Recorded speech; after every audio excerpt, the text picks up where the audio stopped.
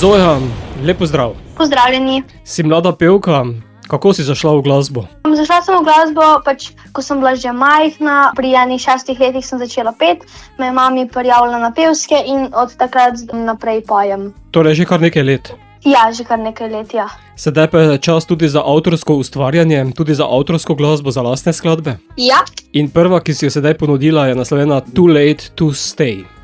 Zakaj angleški jezik? Angleški jezik, pač zelo rada potujem, obiskujem nove kraje, spoznavam nove kulture in angleščina pač je jezik, v katerem se lahko sporazumevam skoraj povsod po svetu, pa se tudi lažje pač tako izražam. In kaj sporočaš s skladbo Too Late to Stay? Pač skladba je nastala v domačih krajih in tako, na dva načina jo lahko tako razumeš. En način je tako romantična ljubezen, drug način je pa tako za odgovornost gre, za odraščanje, za sledenje svojih sanj, pa tako, ja. Pesmi si nadela tudi video podobo, ki je precej sončno obarvana.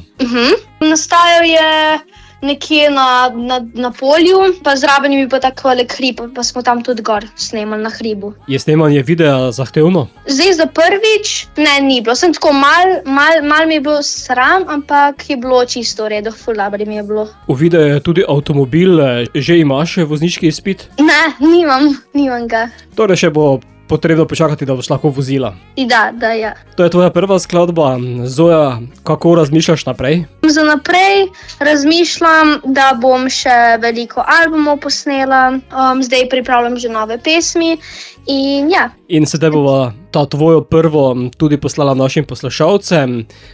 Zato, Zoja, je prepozno ostati? Ne, ni.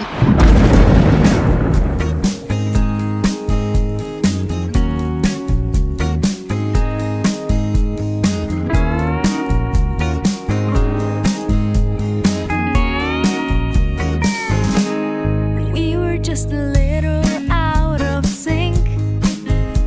Two roads, same side.